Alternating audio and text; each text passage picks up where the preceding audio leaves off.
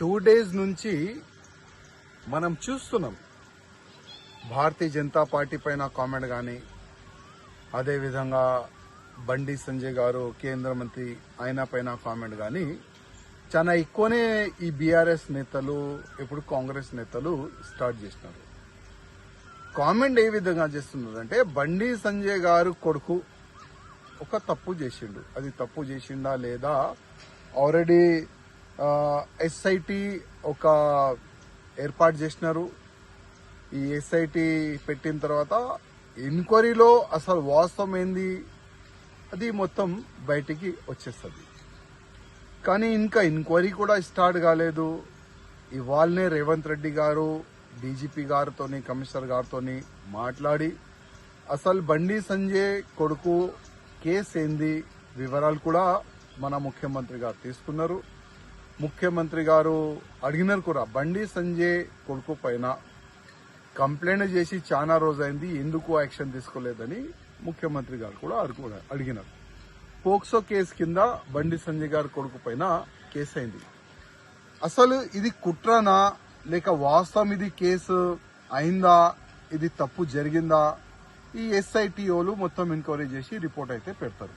కానీ బండి సంజయ్ గారు గాని మా పార్టీ కార్యకర్తల అధికారులు ఎవరు కూడా ఎంక్వైరీ జరగకూడదు ఎవరు కూడా చెప్పలే. బండి సంజయ్ గారు ముందు నుంచి చెప్తున్నారు, ఒక్కవేళ నా కొడుకు కూడా తప్పు చేస్తే ఎంక్వైరీ చెయ్యండి, వేరేకి శిక్ష ఏ విధంగా ఇస్తారు నా కొడుకు కూడా ఆ శిక్ష వేయండి, మేము రెడీ అని బండి సంజయ్ గారు ముందు నుంచి ఈ మాట చెప్తున్నారు. ఈ మాట చెప్పిన తర్వాత కూడా కంటిన్యూగా బీఆర్ఎస్ వాళ్ళు కొంతమంది ఎలక్ట్రానిక్ మీడియాని ఫేవర్ గా తీసుకొని, కొంతమంది యూట్యూబ్ ఛానల్ ని ఫేవర్ గా తీసుకొని చాలా వరకు బీజేపీ పైన అటాకింగ్ చేస్తున్నారు, బండి సంజయ్ గారు పైన అటాకింగ్ చేస్తున్నారు, మా పెద్ద నాయకుల పైన అటాక్ చేస్తున్నారు. చేయని వాళ్ళ అలవాటు. కానీ 29 ఇంటర్మీడియట్ మన విద్యార్థులు, అది కూడా వాళ్ళు మేనర్ ఉండే చనిపోయినారు ఇదే బీఆర్ఎస్ సమయంలో. అప్పుడు ఇదే రిజైన్ గురించి అంశము ఎవరు కూడా లేపట్లే. అప్పుడు ఎవరు కూడా దీనిపైన మాట్లాడలే. ఎంతో మంది విద్యార్థులు చనిపోయినారు. అదేవిధంగా జూబ్లీ హిల్స్ లో ఒక ఎంఐఎం నేత కొడుకు రేప్ కేసులో కూడా ఇన్వాల్వ్ అయినారు. మళ్ళా దానికి పెద్ద పెద్ద నేతలు కూడా సపోర్ట్ చేసినారు. అప్పుడు కూడా రిజైన్ గురించి ఎవరు కూడా మాట్లాడలే. కానీ ఇవాళ బండి సంజయ్ గారు రిజైన్ ఇవ్వాలని ఒక అంశం లేబడుతున్నారు. రిజైన్ ఎందుకు ఇవ్వాలి? బండి సంజయ్ గారు ఒకవేళ ఎంక్వైరీ జరగకూడదు, నా కొడుకు అమాయకుడు చెప్తే ఆ విధంగా మీరు డిమాండ్ చేయొచ్చు. కానీ బండి సంజయ్ గారు ఒక కార్పొరేటర్ గా ఒక ఎంపీ అయినారు, ఒక ఎంపీగా ఒక కేంద్ర మంత్రి అయినంటే ఎంత కష్టపడి అక్కడ వరకు అయినా పోయినారు. ఒకసారి ఆలోచన చేయాలి రిజైన్ అడిగేవాళ్ళు. కానీ మీకు రాజకీయం ముఖ్యం, మీరు రాజనీతి చేస్తారు, నో ప్రాబ్లం. కానీ బండి సంజయ్ గారు గురించి తప్పుగా ఎవరు కూడా మాట్లాడొద్దు. ఎంక్వైరీ జరుగుతుంది, పక్కా ఎంక్వైరీ జరగాలి. ఒకవేళ బండి సంజయ్ గారు కొడుకు తప్పు చేస్తే శిక్ష కూడా తప్పు 100% ఉంటుంది. దానికి బండి సంజయ్ గారు గాని ఏ భారతీయ జనతా పార్టీ నాయకుడు గాని అడ్డు రారు. 100% ఎంక్వైరీ జరుగుతుంది. ఆ ఎంక్వైరీలో ఏమొస్తుంది అది నేను చెప్పలేను. కానీ మా పార్టీ నుంచి క్లియర్ గా ఒక మెసేజ్ ఉంది, ఎవరైనా తప్పు చేస్తే శిక్ష పక్కా ఉంటుంది, అది ఎవరైనా ఉండదు. Main media మాట్లాడదేంటి? మెయిన్ మీడియాలో అక్షరాలు ఎందుకు ఆ బాధితురాలకి మద్దతుగా కనపడట్లేదు? మెయిన్ స్ట్రీమ్ ఎలక్ట్రానిక్ మీడియాలో అసలు గొంతులు ఎందుకు వినిపించట్లేదు? ఇంత పెద్ద సమస్య పట్ల ఈ మౌనం ఏంటి అని అందరూ ఆలోచిస్తున్న క్రమంలో ఒక విద్యార్థి సంఘం ఏఎస్ఎఫ్ పూనుకుని రౌండ్ టేబుల్ సమావేశం నిర్వహించడాన్ని మేము మనస్ఫూర్తిగా అభినందిస్తూ, నిజమే ఇది ఈ దేశంలో కేంద్ర హోంశాఖ సహాయ మంత్రి కొడుకు చేసిన నిర్వాకం. తండ్రిగా హోంమంత్రి తన అధికారాల్ని దుర్వినియోగం చేస్తూ కాపాడుకుంటున్న వైనం. ఒక 17 ఏళ్ల బాలిక ఆమె జీవితాన్ని రోడ్డు పాలు చేస్తూ ఒక రకంగా తన బతుకు తాను బతుకుదామని 2 సార్లు సూసైడ్ అటెంప్ట్ చేసి 3వసారి కూడా చేయబోతుంటే ఆ తల్లిదండ్రులు ఆమె దగ్గర నుంచి హామీ తీసుకుని అతనొద్దు, అతనితో జీవితం వద్దు అని నచ్చ చెప్పుకుని వాళ్ళందుకు వాళ్ళు బతుకుదామనుకునే టైంలో ఆమె మీద క్రిమినల్ దాడిని కొనసాగించడం. ఈ అంశాలన్నింటినీ మనం వాస్తవాలు తెలుసుకోవాలి. వాస్తవాల్లోకి వెళ్తే, ఎందుకంటే నాకు ప్రత్యక్షంగా కొన్ని విషయాలు తెలుసు. నేను ఒక 14 ఛానళ్లలో మాట్లాడాను గత 2-3 రోజులుగా. విషయం ఏంటి అని చూస్తే 2025 జూన్లో ఆ అమ్మాయి social media, Instagram, common friends ద్వారా పరిచయం.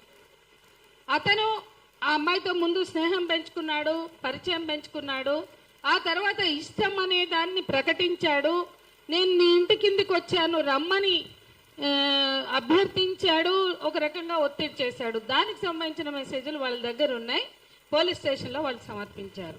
ఇక ఆ పరిచయం, ఆ స్నేహం ప్రారంభమయ్యాక అనేక సందర్భాలు అతని పరిచయం జూన్, అప్పటికి అమ్మాయి 10th మాత్రమే పాస్ అయి ఉంది. లండన్కి వెళ్ళి ఇంటర్ చదువుదామనే టైంలో అతను ఇచ్చిన మెసేజ్లు, నువ్వు లండన్ వెళ్తే మా నాన్న నన్ను పంపించడు, నాకు రావడానికి వీల్లేదు, మా నాన్న రాజకీయ జీవితం అంతా ఇక్కడే, కాబట్టి ఇప్పుడు వెళ్ళొద్దు, మైనారిటీ తీరాక మనం పెళ్లి చేసుకున్నాక తర్వాత అవసరమైతే వెళ్దాం, కానీ నువ్వు మాత్రం ఇప్పుడు ఇంటర్మీడియట్కి వెళ్ళొద్దు అని చెప్పి అతను అభ్యర్థించి ఏడుస్తూ పెట్టిన వీడియోలు వాళ్ళ దగ్గర ఉన్నాయి. అవి కూడా పోలీస్ స్టేషన్లో సమర్పించారు. ఆ తర్వాత రిలేషన్ నవంబర్లో లేక్ వ్యూ అపార్ట్మెంట్స్ ఆ అపార్ట్మెంట్స్లో అతను తీసుకువెళ్ళి ఆ అమ్మాయి మీద అఘాయిత్యం చేయబోవడం, దాని మీద గొడవ పడడం, దాని మీద పెట్టుకున్న మెసేజ్లు ఉన్నాయి. అవి కూడా సమర్పించారు. ఆ తర్వాత అంటే ఈ మధ్యలో 1-2 ఘటనలు జరిగినాయి. వాళ్ళిద్దరు కొట్లాడుకున్నారు. ఇవి లైంగిక వేధింపులు, పెళ్లి, ఇట్లాంటివన్నీ ఇంటిమసీ. ఒకసారి బేస్మెంట్లోనే ముద్దు పెట్టుకునే ప్రయత్నం చేయడము, ఇబ్బంది పెట్టడం, దానికి సంబంధించి కూడా వాళ్ళ మధ్య ఘర్షణగా ఉన్న ఆధారాలు ఉన్నాయి. ఇవన్నీ తర్వాత డిసెంబర్ 31 అతను ఒక ఫామ్ హౌస్, అనన్య ఫార్మ్స్ ఏదో, ఆ ఫార్మ్స్ దగ్గరికి తీసుకెళ్లి అమ్మాయిలు ఉన్నారు, అబ్బాయిలు ఉన్నారు. వాళ్ళు న్యూ ఇయర్ సెలబ్రేషన్ చేసుకున్నాక ఆ అమ్మాయిని బయటకు రమ్మని రూమ్లోంచి తీసుకెళ్లి చేసినటువంటి దాడికి సంబంధించినటువంటి విషయాలు కూడా ఉన్నాయి. ఇవన్నీ జరిగింది డిసెంబర్ 31 వరకు జరిగినటువంటివి. ఆ ఆధారాలను కూడా, అయితే మధ్యలో ఆ అమ్మాయి కూడా అతన్ని ఇష్టపడింది. అంటే నా కోసం చచ్చిపోతా అంటున్నాడు, నా కోసం ప్రాణత్యాగం చేస్తా అంటున్నాడు, నువ్వు నన్ను వదిలేసి నువ్వు లండన్ వెళ్తే నేను చచ్చిపోతాను, ఎయిర్పోర్ట్కి వెళ్లే వరకే నా శవం ఉంటుంది ఇక్కడ, ఇట్లా మాట్లాడినటువంటి నేపథ్యంలో అది నిజమైన ప్రేమగా ఒక టీనేజ్ లో ఉన్న అమ్మాయి ఆలోచించి ఉండొచ్చు.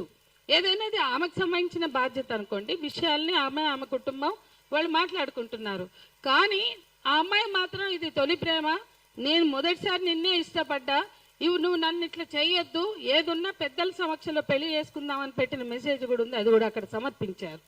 ఇవన్నీ అంటే తను ఒక వైపు నుంచి ఇష్టపడుతుంది, అతను చాలా ప్రొసీడ్ అయి ఆ అమ్మాయిని లొంగ తీసుకునే ప్రయత్నం చేశాడు. కొన్నిసార్లు ఆ దాడి కూడా జరిగింది. ఇది నేపథ్యం. అయితే జనవరి 4న ఇక నీకు నాకు కట్ అన్నాడు.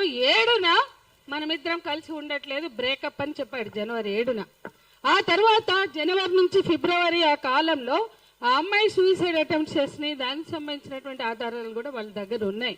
ఇక తర్వాత ఫిబ్రవరిలోని ఇది ఇప్పటి వరకు బయటకు రాలా, నేను కూడా మిస్ అయ్యా. ఫిబ్రవరిలోనే నిర్మల్లో వీళ్ళ ఫ్రెండ్ భగీరథ్ ఫ్రెండ్ తోటి ఈమె నుంచి నాకు వేధింపులు ఉన్నాయి, ఈమె నుంచి నాకు హెరాస్మెంట్ అని చెప్పి ఫిబ్రవరిలోనే నిర్మల్లో ఒక కంప్లైంట్ ఇచ్చారు. ఆ కంప్లైంట్ తర్వాత మాత్రమే ఆ తల్లిదండ్రులు అలర్ట్ అయ్యారు.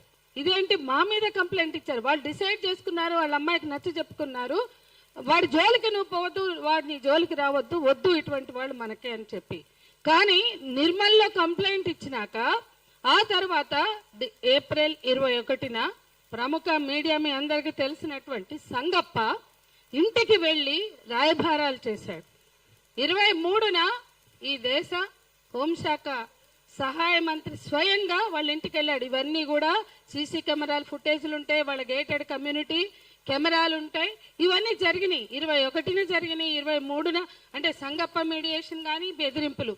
అట్లాగే బండి సంజయ్ వెళ్ళినప్పుడు నా కొడుకుతోటే కాదు ఎవరితోటే ఇంకెంతమందితో తిరిగిందో అని అన్నాడని కూడా వాళ్ళు చెప్తున్నారు.